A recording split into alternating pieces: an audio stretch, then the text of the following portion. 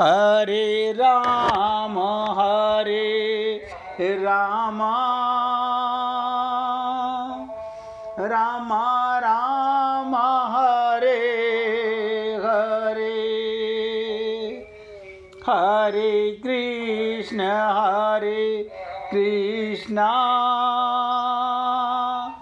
कृष्ण कृष्ण हरे हरे, हरे राम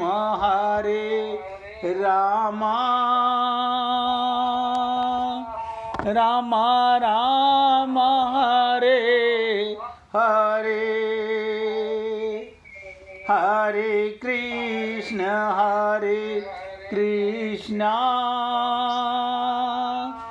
कृष्ण कृष्ण हरे हरे, हरे राम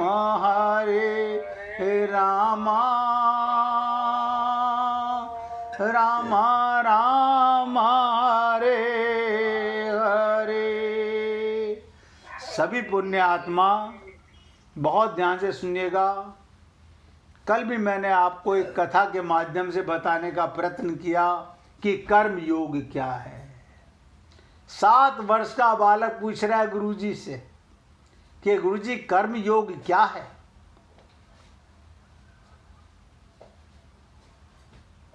और गुरुजी ने क्या कहा, आप मेरे पास कुछ दिन रहिए, मौका पड़ने पर आपको कर्म योग समझ आ जाएगा।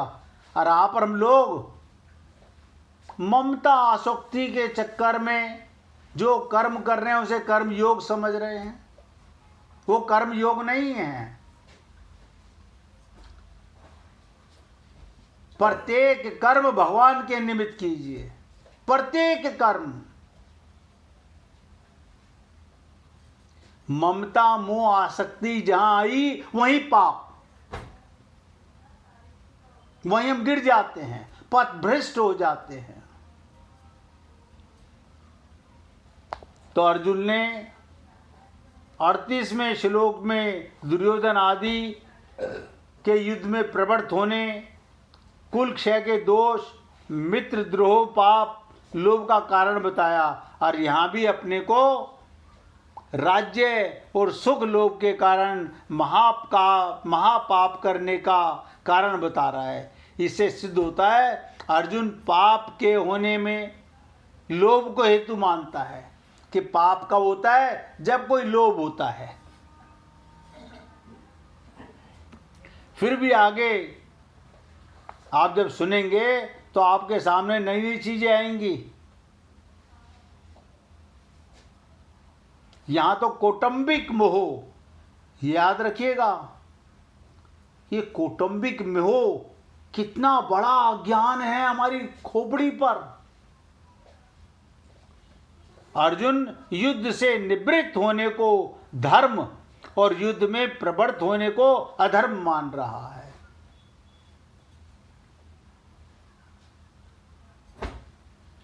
उसे पता ही नहीं,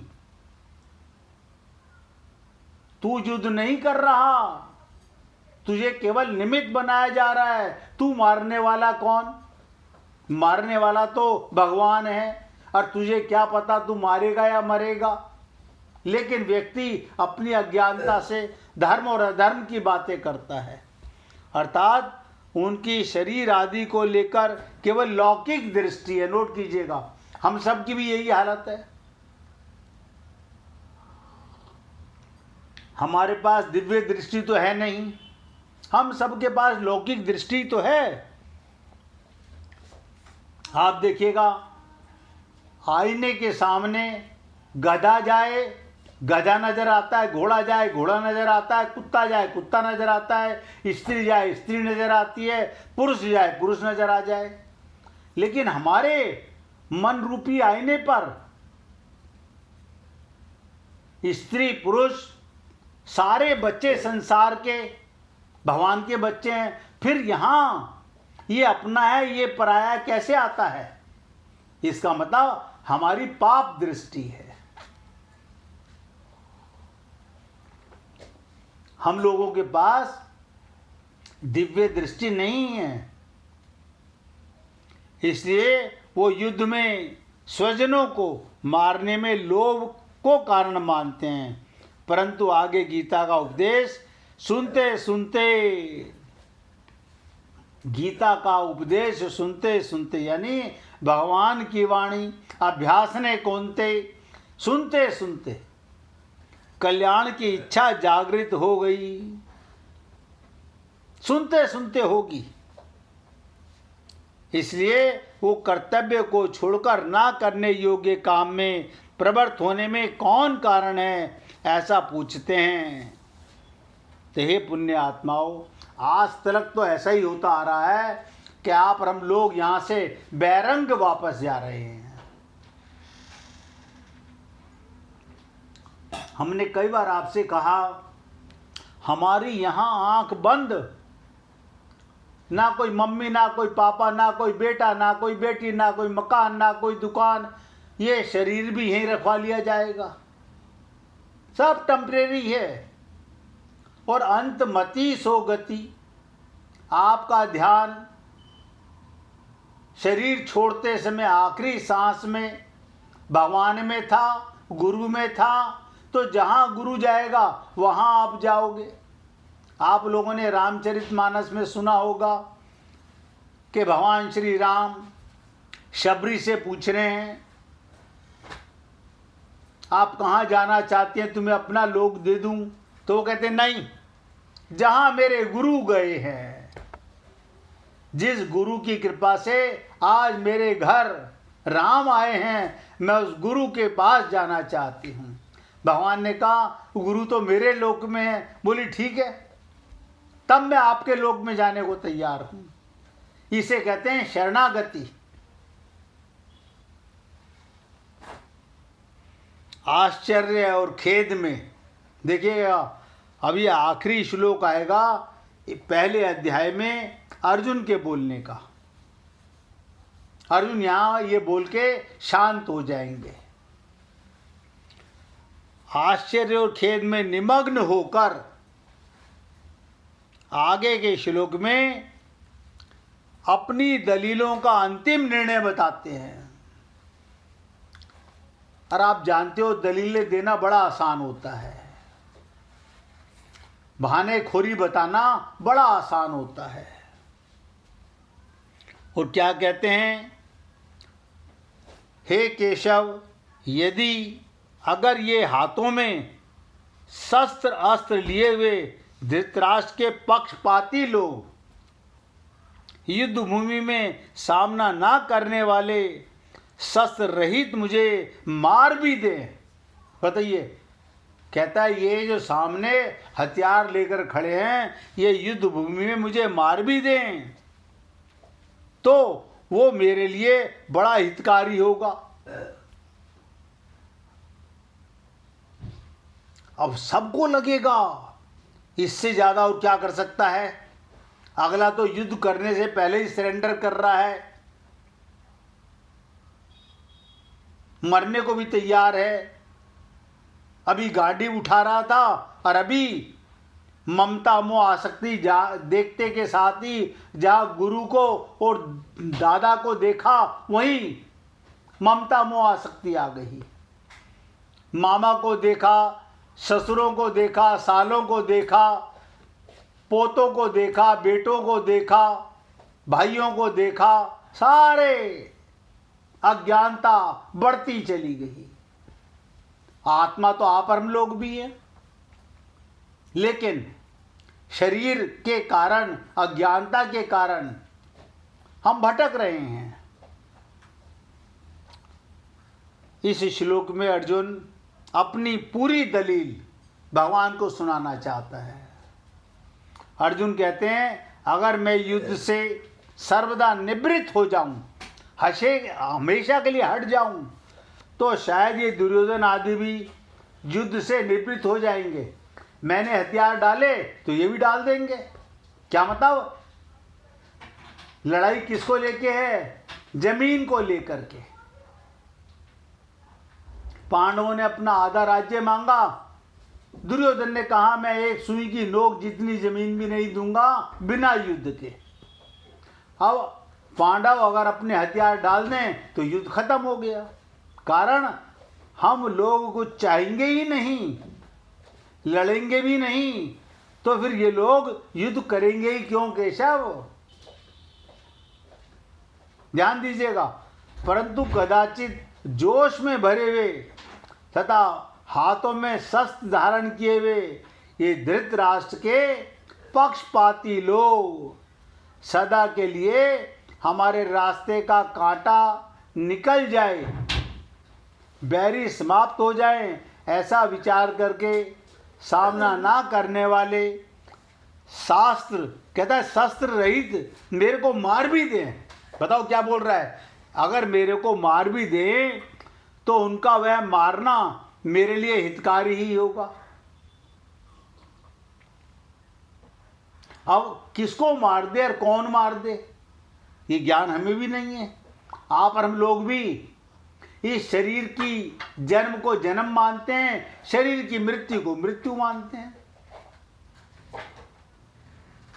क्योंकि हम आत्मा तो मानते नहीं। और कितनी बार सुना कि राम मरे तो मैं मरूं, मैं आत्मा हूं। आत्मा को परमात्मा नहीं मार सकता, कोई क्या मारेगा? लेकिन हमें आत्मज्ञान नहीं है। और हम लोग सब विद्वान हैं, पूजा पाठ करने वाले, जप तप करने वाले, और अपने को आत्मा होते हुए शरीर में रहना पाप नहीं है, रथ में रहना पाप नहीं है, रथ का उपयोग करना पाप नहीं है, इंद्रियों का उपयोग करना पाप नहीं है, अपने को शरीर मानना महापाप है। क्योंकि इसी अज्ञानता से सारी अज्ञानता प्रकट होती है।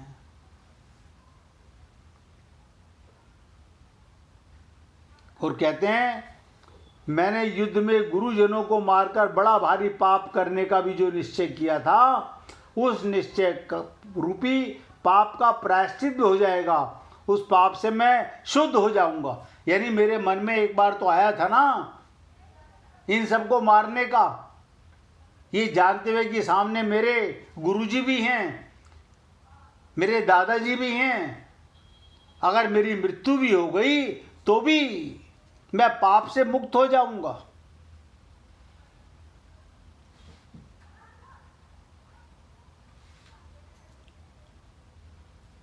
तात्पर्य ये, मैं युद्ध नहीं करूंगा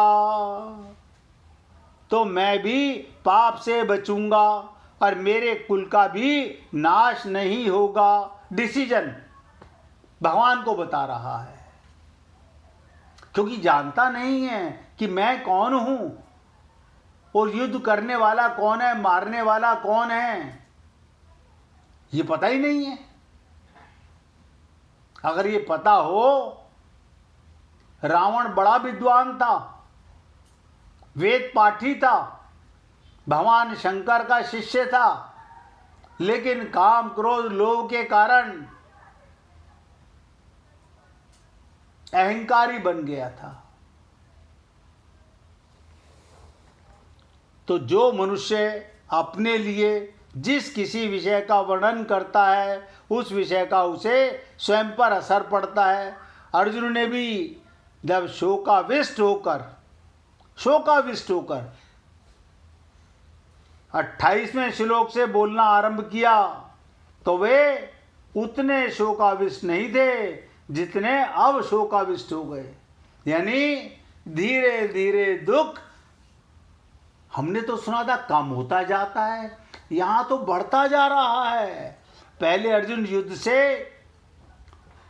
उपरत नहीं हुए, पर शोकाविष्ट होकर बोलते बोलते अंत में वो युद्ध से हथियार डाल देता है कि अब मैं युद्ध करूंगा ही नहीं, और वाण सहित धनुष का त्याग करके बैठ जाता है।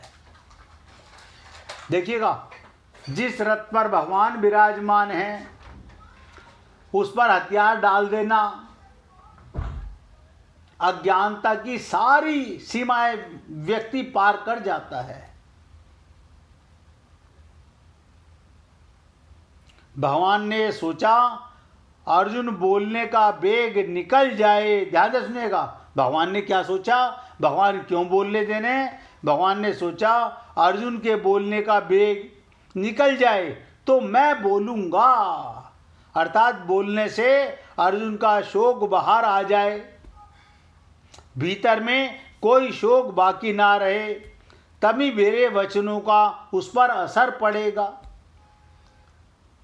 ऐसे ही जो संत महात्मा होते हैं, जब हम उनके आगे जाकर के अपने दुख रोते हैं तो कहते हैं पहले दुख निकल जाने दो, इसे रोने दो, रोने से रोको मत। डॉक्टर के पास भी जाते हैं, वैद्य के पास भी जाते हैं, हम अपने दर्द को बढ़ा चढ़ाकर बताते हैं और डॉक्टर भी कहता है हाँ इनके अंदर का दर्द सारा आ जाने दो बाहर। बाद में डॉक्टर बोलता है, दवाई लिखता है, और भगवान भी कह रहे हैं अर्जुन के बोलने का वेग निकल जाए, जोश खत्म हो जाए, तब मैं बोलूँगा। बोलने से अर्जुन का शोक बाहर आ जाएगा, भीतर में कोई शोक बाकी ना रहे, तभी मेरे वचनों का उस पर असर होगा। लेकिन जो मैंने देखा मैं वही बताऊंगा। मैंने तो देखा, अगर गुरु किसी से पूछे हाउ आर यू, वो कहता ऑल राइट। वो अपने मन की बात बताना ही नहीं चाहता गुरु को, वो निर्वस्त्र होना ही नहीं चाहता, वो अपने को पर्देदारी में रखना चाहता है। अब बताइए, हम गुरु से भी पर्दा करें, भगवान से भी पर्दा करें, पर्दा नसीन अंदर बैठा हुआ है, भगवान अंदर बैठा हुआ है, और हम उसी से पर्दा कर रहे हैं। जबकि कितनी बार आप लोगों ने सुना कि जानत है प्रभु सबके मन की। आप मुख से एक बात मत बोलो, भगवान सब जान रहा है, बिना बोले समझ रहा है कहां तुम्हारी ममता, कहां तुम्हारा मोह, कहां तुम्हारी आसक्ति, भगवान सब जानता है।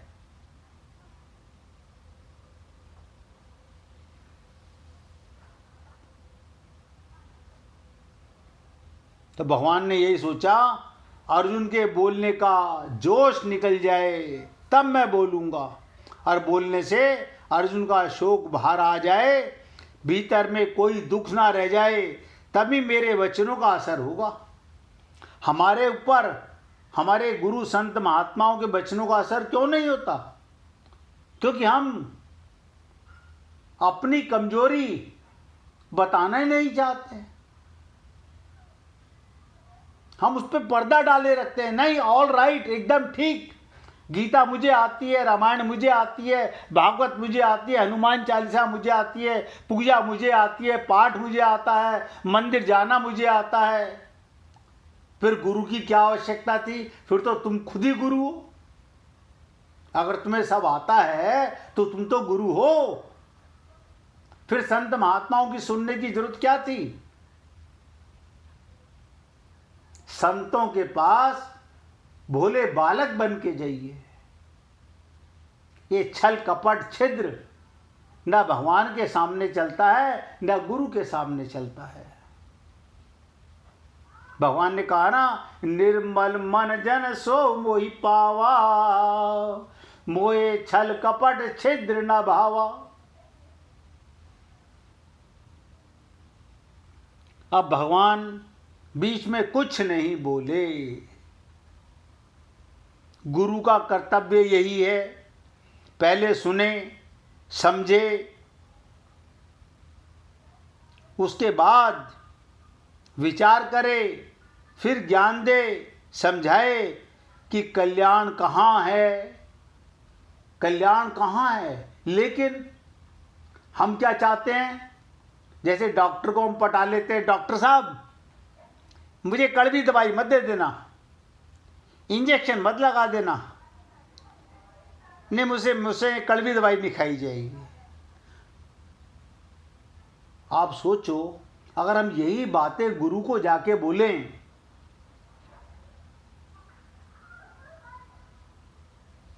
तो सद्गुरु वैद्य वचन विश्वासा, उनके वचनों पर तो पूर्ण विश्वास होना चाहिए, लेकिन नहीं करते हम अपनी बुद्धि पर ज़्यादा विश्वास करते हैं, ममता मोह आसक्ति पर ज़्यादा विश्वास करते हैं।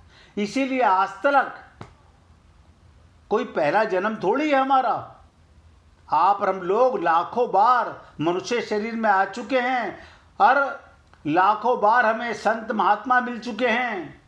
कोई गीता भागवत रामायण पहली बार की बात नहीं है, अनंत बार सुन चुके हैं, लेकिन मन का फेरा नहीं फिरा। और अभी भी हम वही करेंगे जो हमारा मन कहेगा।